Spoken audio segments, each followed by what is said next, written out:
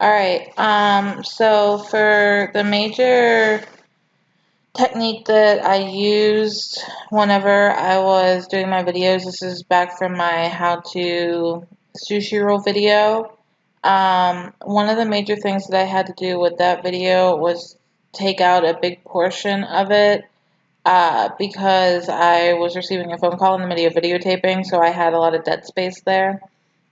So the way that I did that is I got my cursor here, which is my play bar, and you're going to drag it over to where the part is that you want to begin your snip at.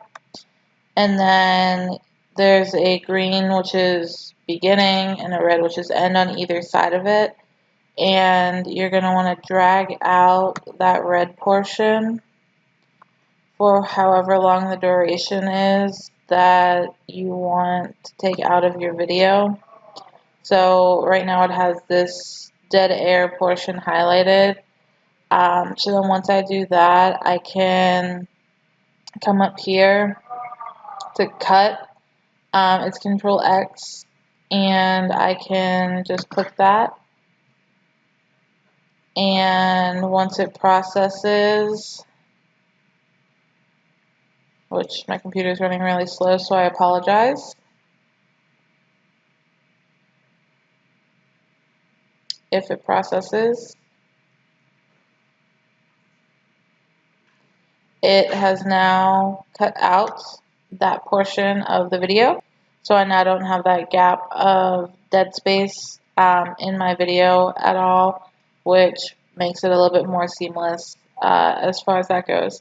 The other thing I've used a lot to my benefit with Camtasia has been the transitions. So it has its own little transition button here.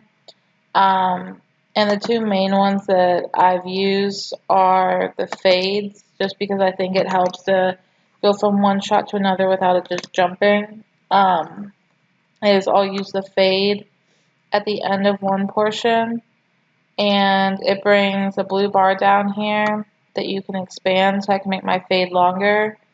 And then I can do, so that's fading into black, and then I can do fade through black, and I usually put that on the beginning of the next slide. So, and try to put it really just up kind of until the audio starts, so that way it's fading in there, so it gives me a little bit more of a smooth transition. And then at the end, obviously this isn't the end of my entire video. When I did that, it's only a snippet, but it'll work for what I'm using. I'm going to have it fade back into black, so that way it kind of ends the video off a little bit more seamlessly there.